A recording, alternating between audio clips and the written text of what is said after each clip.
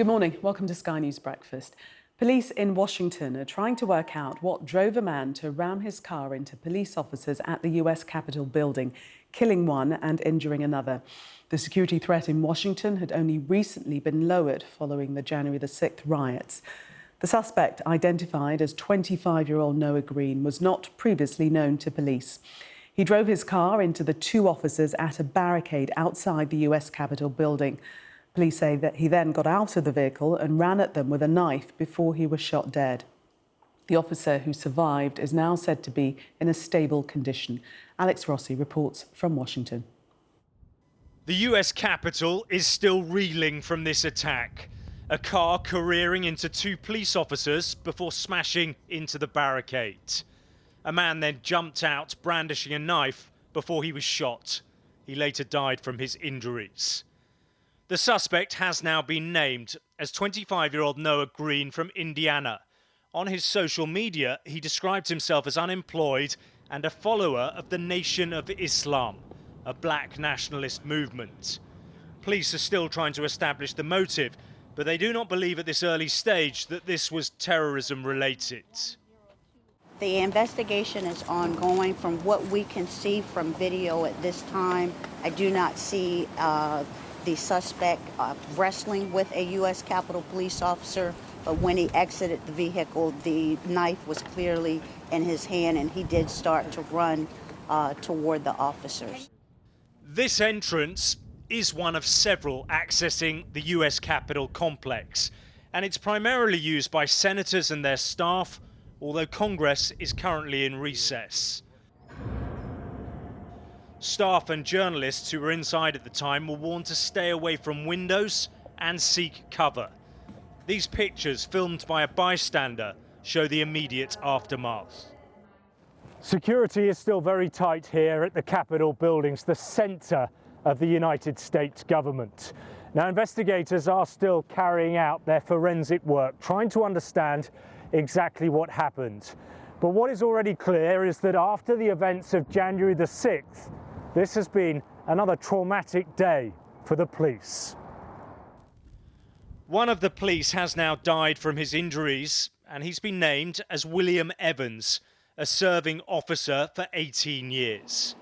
President Joe Biden has reacted, expressing his heartfelt condolences to his family and sending his gratitude to all those who responded to the attack. I ask you to please keep the United States Capitol Police family in your thoughts and prayers at this time. It has been an extremely difficult and challenging year for us, but we will get through this, and we do appreciate the community's support. Washington, D.C. has been on high alert for the last few months. Following this, the storming of the Capitol building by Donald Trump supporters, rallying to his false claims that the presidential election was stolen. The security services warned that further unrest could follow in America's febrile political environment. Once again, this is a city in mourning, coming to terms with another attack on its centre of power. Alex Rossi, Sky News, Washington, D.C. The medicines regulator has urged people to continue taking the AstraZeneca coronavirus vaccine, despite revealing that 7 people have died from unusual blood clots in the UK.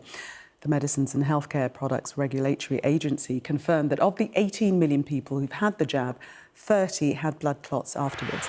Live reporter Hanisha Sethi is in the newsroom this morning with more on this. And Hanisha, is it clear at this stage whether this is just a coincidence or a side effect of the vaccine?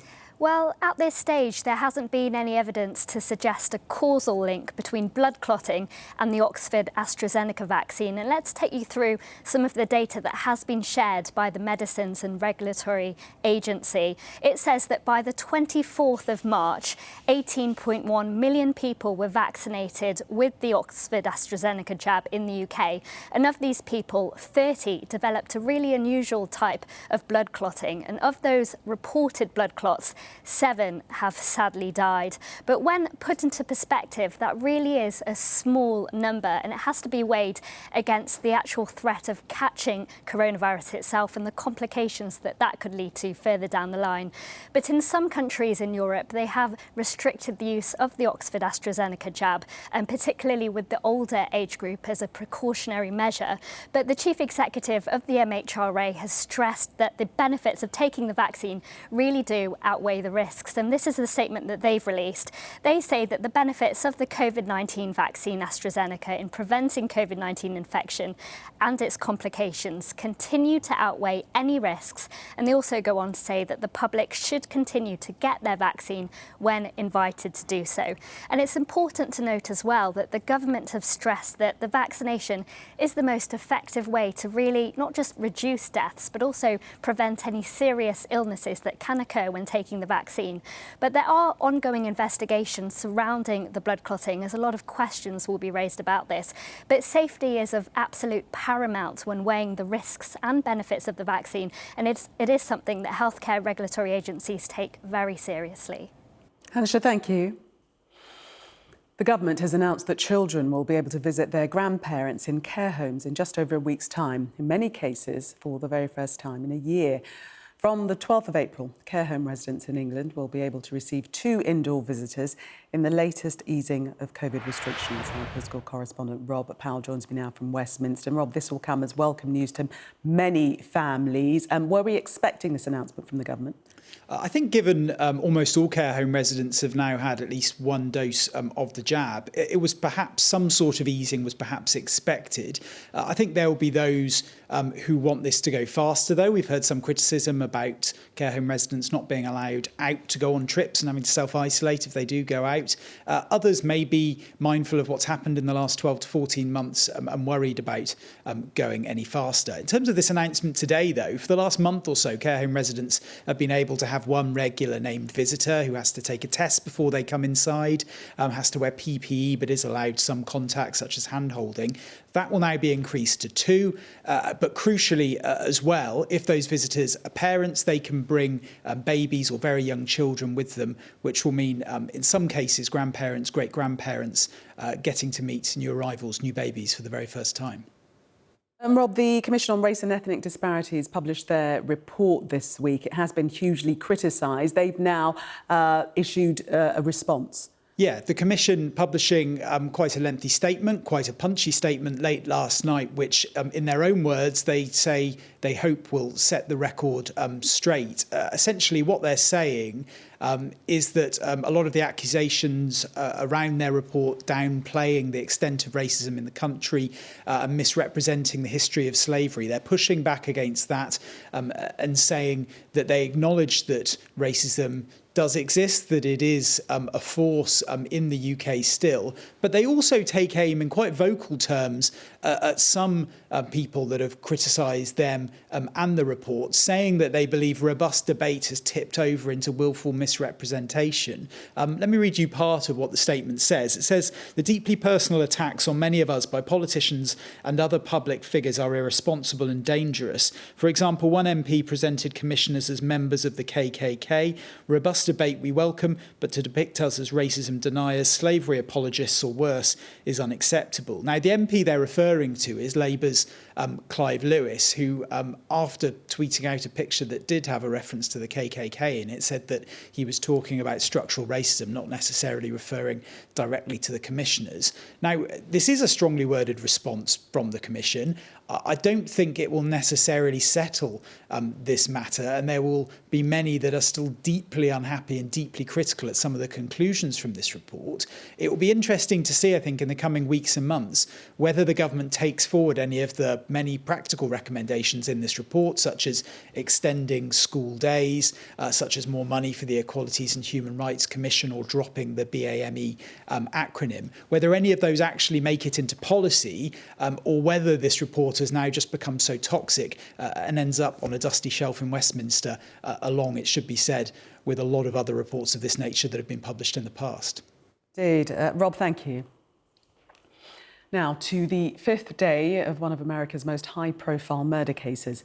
A senior police officer has said the level of force used to detain George Floyd was totally unnecessary. The arresting officer, Derek Chauvin, who knelt on Mr. Floyd's neck for more than 9 minutes before he died, has pleaded not guilty to murder and manslaughter charges. Our US correspondent Sally Lockwood has the latest from Minneapolis. The use of force against George Floyd was uncalled for and totally unnecessary. Damning testimony from a top officer on Derek Chauvin's actions in keeping his knee on George Floyd's neck. Have you ever, in all the years you've been working for the Minneapolis Police Department, been trained to kneel on the neck of someone who is handcuffed behind their back in a prone position? No, I haven't. Is that, if that were done, would that be considered force? Absolutely. What level of force might that be? That would be the top tier, the deadly force. Why? Because of the fact that if your knee is on a person's neck, that can kill him. As head of homicide, Lieutenant Zimmerman was deployed to the scene after it emerged George Floyd had died. The court had previously heard, when paramedics arrived, one believed George Floyd was already dead, and how Derek Chauvin stayed on top of him when the medic was trying to check for a pulse. Now, critical evidence from a senior officer who says keeping a suspect in this position is against police protocol. Once you secure or handcuff a person, you need to get them out of the prone position as soon as possible because it restricts their breathing. After an intense and emotional week in court, the parting evidence for the jury from one of his own colleagues presents a challenge for Derek Chauvin's defence that he was simply doing what he'd been trained to do. Sally Lockwood, Sky News, Minneapolis. Nearly 80% of teachers feel their job has negatively impacted their mental health during the pandemic, and 1 in 4 have consulted a medical professional about it. That's according to research from the Teachers Union ahead of its annual conference, which starts today. Joining me now is the General Secretary of the Teachers Union, the NASUWT, Dr. Patrick Roach. Good morning to you. 80%, that is an extremely high percentage of teachers who feel that their mental health has been impacted. Yes, it is, and we're very concerned about the continuing impact of pressures around workload in schools, issues around safety and pupil behaviour. But of course, the pandemic has also taken its toll, and around half of teachers are saying that their mental health has seriously suffered during the last 12 months. And what sort of help are they receiving? Well, of course, I mean, our members are certainly turning to us, to the NSWT, for support and assistance. And of course, we will liaise and make representations to school and college employers to see what can be done to support individuals. But actually, the issues are far more systemic in terms of the nature of work that teachers are being asked to do, particularly during the pandemic, as schools opened and closed and opened again.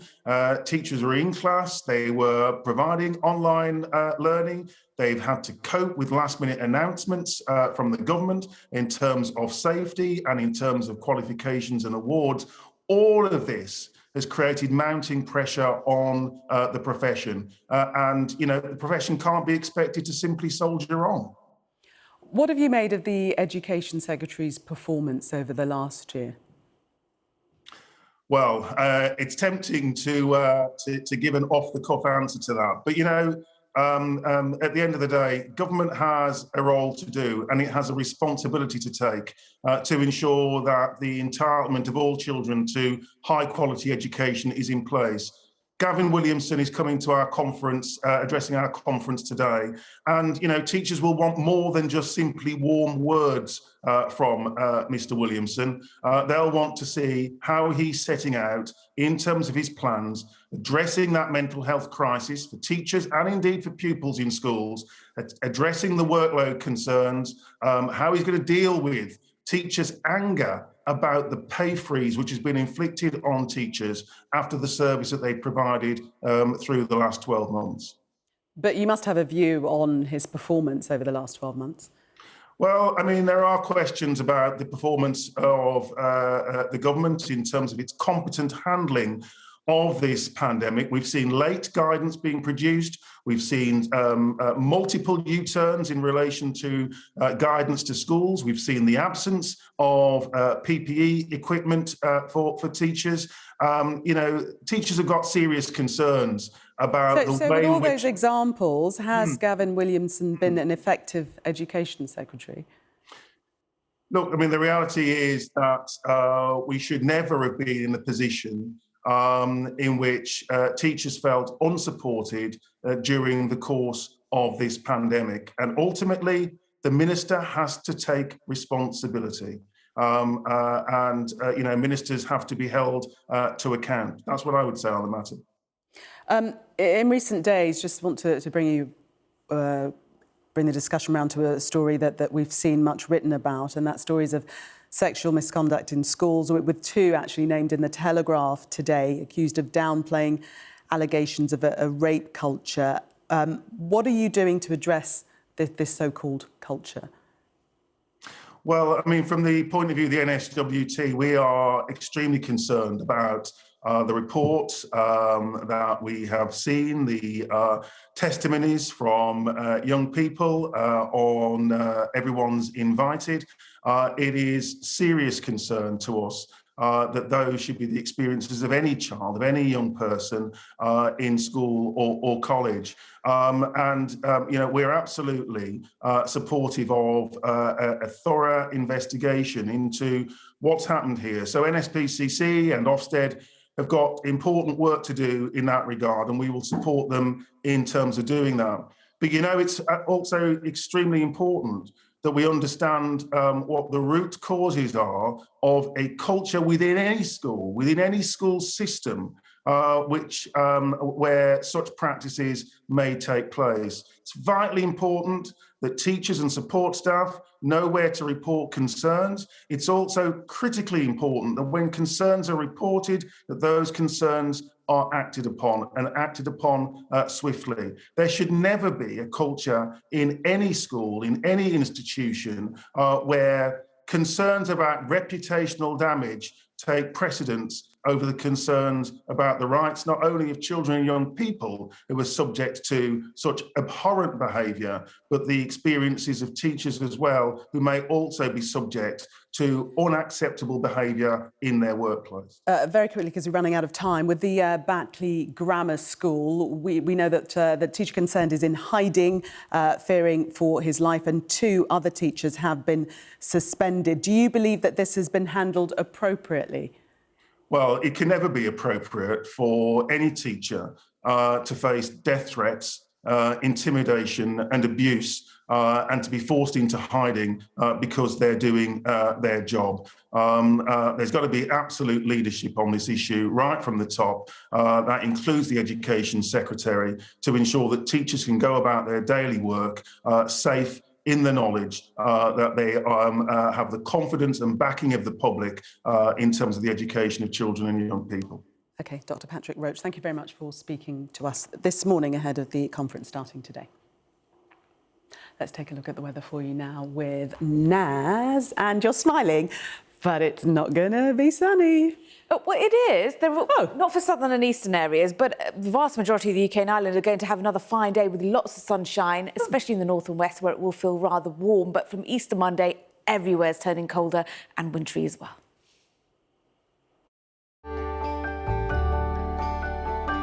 Look forward to brighter skies. The weather, sponsored by Qatar Airways. Good morning. It's looking fine for today and for tomorrow, but from Easter Monday onwards, we are going to get a cold Arctic blast developing across much of the UK and Ireland, and there will be the risk of some wintry outbreaks pretty much anywhere. Let's take a look at today, though, and there's lots of sunshine out there this morning. It's a chilly start, frosty, isolated patches of mist and fog across northern and western areas. Temperatures generally starting below freezing, particularly across western parts of Scotland. Meanwhile, for central, southern and eastern areas, it's less cold. and less frosty, but it's cloudier. Going into this afternoon, we will keep quite a bit of the cloud across southern and eastern areas. So as a result, under the cloud cover and the northeasterly winds, it will feel quite cool there. But elsewhere, lots of sunshine, best in the north and west, where it will feel rather warm. The weather, sponsored by Qatar Airways. Good morning. You're watching Sky News Breakfast. Our top stories this morning. Investigators are exploring possible motives after a police officer was killed and another injured at the US Capitol building when a man drove his car into the barrier. The suspect was killed at the scene.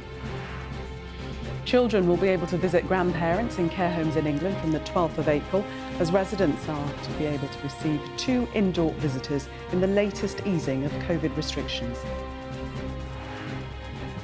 The medicines regulator has urged people to still come forward for a COVID vaccine when invited, after it confirmed 7 people have died from blood clots after taking the AstraZeneca jab. At a speech at the Teaching Unions Conference later today, Labour will claim that a decade of poor decisions by the government has let children down and that the future of every child must be prioritised as the UK emerges from the pandemic. Labour's Shadow Education Secretary, Kate Green, joins me now. How have children been let down? What we've seen over the last 10 years is immense pressure on school budgets, in that they are now in real terms worse off than they were 10 years ago. And the pandemic has exacerbated the pressures that schools are facing. So we're in a situation where children have significantly suffered disruption to their learning over the past year. The funding that schools should receive for the most disadvantaged children has been effectively cut by the way that the government has failed properly to count those children. And schools have had to dip into budgets that they should have been using for teaching to meet costs of making their premises COVID secure, social distancing and so on. So all of this is putting a great deal of pressure on schools at a time when, of course, children need additional support as they come back to school and have lost learning to make up. And of course, also a lot of attention needing to be paid to their social and emotional well-being. How would you solve the problems as you outline them? Is it simply a case of throwing money at them? Well, it's not throwing money at schools, it's investing in schools and in children and making sure that the qualified trained teachers are there to support their learning and their well-being. So there are some obvious short-term needs that schools have to make sure they've got the resources to educate every child and help them recover their lost learning. But we need a long-term investment in our schools and in our teaching profession. We need to make sure teachers are properly paid. As things stand, they're facing a pay freeze this year when they've been working flat out and getting children learning through the pandemic. We need proper progression and development opportunities for teachers. And we need to make sure that every child has the resources they need to learn, both in school and for home learning when they're doing homework, or as we've seen during the pandemic, if they have to be at home for a time, making sure they've got the digital resources to learn effectively in and out of the classroom. These are all things that the government are saying should be worked towards as well. With the fact that children have been returning to school, we've seen that there hasn't really been a rise or a spike in cases of COVID. Would you like to take this opportunity to congratulate Gavin Williamson on the successful return to school of students? I'm very pleased that the students are back in school and that, as you say, we seem to be coping well now as the vaccination programme is rolling out with managing the risk of the spread of infection. But I'm certainly not congratulating Gavin Williamson after a year in which we've seen an exams debacle, we've seen schools being told to open and close, children sent home repeatedly, massive disruption to their learning, laptops still not fully delivered as promised to children who need to learn at home. And I think that really, if you ask parents what they think of Gavin Williamson's performance over the last 12 months, they are deeply dissatisfied, and rightly so. How would you fix the problems that we've seen emerging of misogyny and sexual misconduct? And this morning we read of a couple of schools that have been accused of a culture of rape. This is a really important question, and it's not something that's new to us. The Women and Equalities Committee in Parliament was warning of this 5 years ago in a report that the government appears pretty well to have disregarded up until now.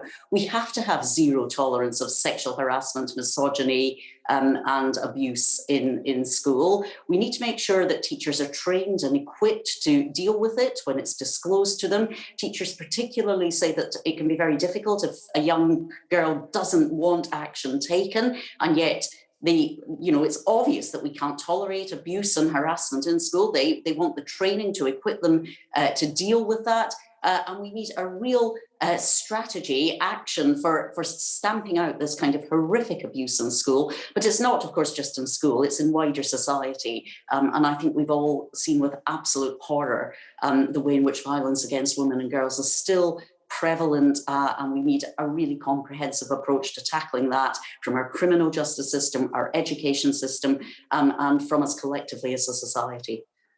Kate Green, Shadow Education Secretary, thank you for speaking to us this morning. Thank you. Good morning. We are going to see a lot of fine and dry weather for today and for tomorrow, but from Easter Monday onwards, it is set to turn a lot colder with fairly widespread wintry showers expected as well. But back to today, there's lots of sunshine out there this morning. It's a mainly dry start as well, particularly across northern and western parts. It's a sunny morning, but frosty and chilly with some isolated fog patches. Less cold over central, southern and eastern areas, but that's because there's a fair amount of cloud.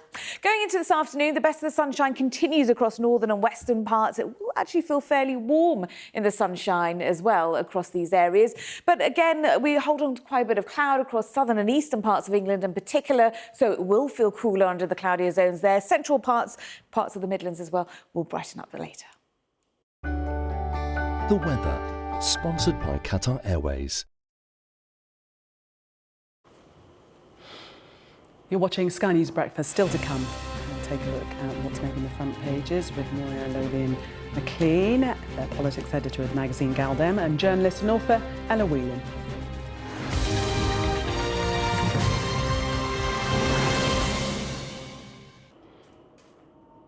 Back with us this morning to review the papers, Moira Lothian-McLean, the politics editor of the magazine Galdem, and journalist and author Ella Whelan. Welcome back to both of you. Let's start with you, first of all, Moira, and the Times. And this story about a police marksman that's facing misconduct charges. Tell us about this story.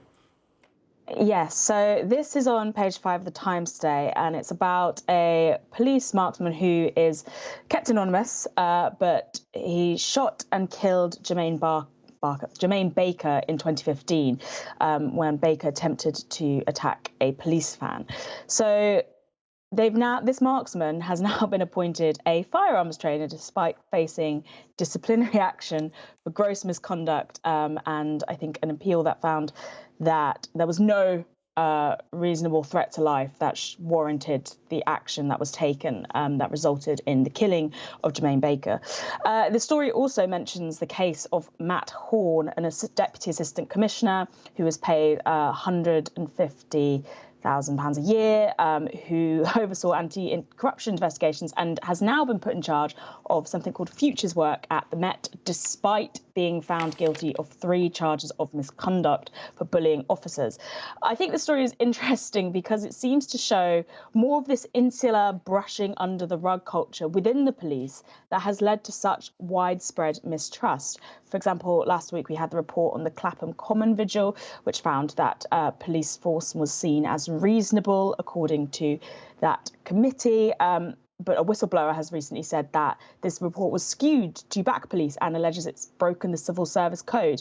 It fits also into the pattern that we saw about reports about sex abuse allegations within the police that were majority, no disciplinary action was taken and officers were allowed to continue serving, which I think was reported in The Independent. So when reports like this come out, you have to wonder, why are the police not choosing to take action? Do they not realise the impact that these sort of incidents have? You know, if an officer who can take part in a fatal shooting can then be appointed a firearms trainer to pass on that sort of approach and knowledge to other officers, there is a deeper cultural problem going on. And you have to say, when will they actually stand back and think, maybe we should address this? Ella, take us to the Telegraph, and obviously this will come as welcome news to many families, and this is the fact that now grandchildren will be able to make visits to care homes, and some of them will not have even seen their grandchildren, some of them born during the pandemic. Yes, this is on the front page of the Telegraph and actually across all of the papers. As you say, a welcome bit of news. The fact that not only just that children will be able to come and visit their grandparents in care homes, but that the limit on the number of people who can make a visit will move from 1 to 2. So small steps. The visitors will still have to have a negative coronavirus test. They will still have to be dressed up in the full PPE. There are still things like a ban on hugging.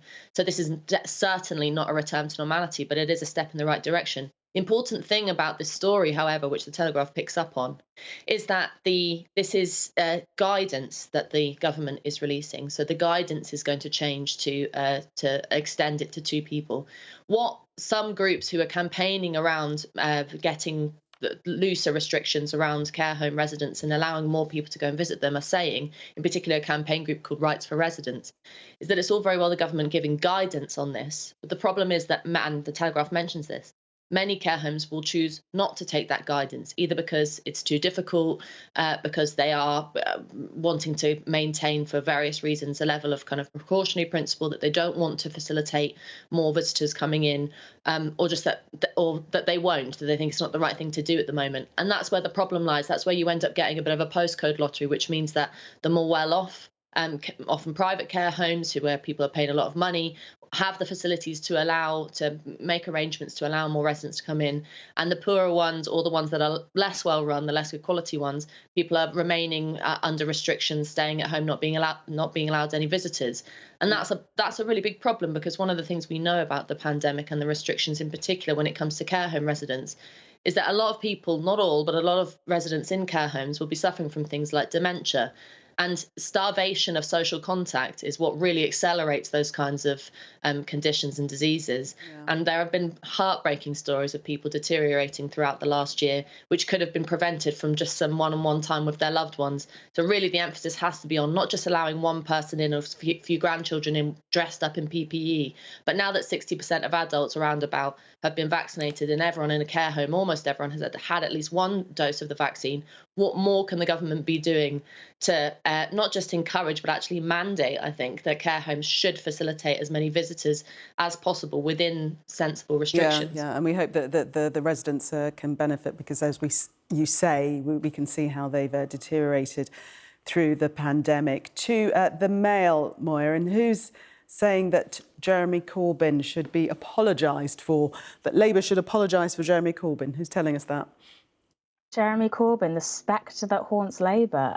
So this is page 36 of the Daily Mail, and a key ally of Sir Keir Starmer has warned that Labour must say sorry about Jeremy Corbyn. It's not enough that he has had the whip removed, they must say sorry too.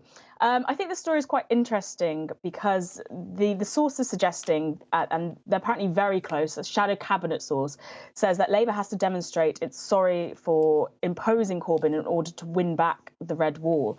However, you have to wonder why this is being briefed now, as polls show Starmer's got sliding approval, and a poll this week in that key red wall area by Jay Johnson's company found the Conservatives were ahead by a point, with Starmer himself seen as Labour's biggest weakness, and people saying that they didn't know what he stood for. I don't think Jeremy Corbyn was mentioned, because I just don't know what more Keir Starmer can take in terms of action towards Jeremy Corbyn, as he has removed the whip. It seems like that is not enough for some people within the shadow cabinet, although perhaps they should look closer to home to the problems. This seems to be like a key sort of politicking story placed in the Mail by this source who wishes to push them even further. But I think it will take a bit more than saying sorry for Jeremy Corbyn at this stage. Ella, something completely different in The Sun. Tell us why our online ad ban will batter our chippies. I see what they did there. Well, this is a column by Greg Wallace, who many will know from MasterChef. But it's just an interesting story because I know lots of us will have the one thing that we hadn't have indulged in throughout the pandemic is takeaways, and it's actually been a lifeline for many restaurants and eateries to be able to provide that service. And what Greg Wallace is talking about is the fact that the plans for the new government ad ban as the government describes it, to combat obesity, will essentially cripple those same restaurants. And will, in particular, he picks up on the fact that it seems to always be the kind of food that working class people enjoy, whether it be fish and chips or whatever, rather than the often more fattening higher end of the scale of more middle class restaurants and what they put out. But the really important thing he puts here that Greg Wallace talks about is the fact that there's very few people left on this earth that order from a chippy and think that that's a healthy meal. I mean, he says, you know what you're getting when you watch it frying in the fat. Understand that this is an unhealthy meal. You understand that it's a treat. So what he's really championing is sensible, sentiments of people to be able to make decisions. And the government ad ban really undermines this.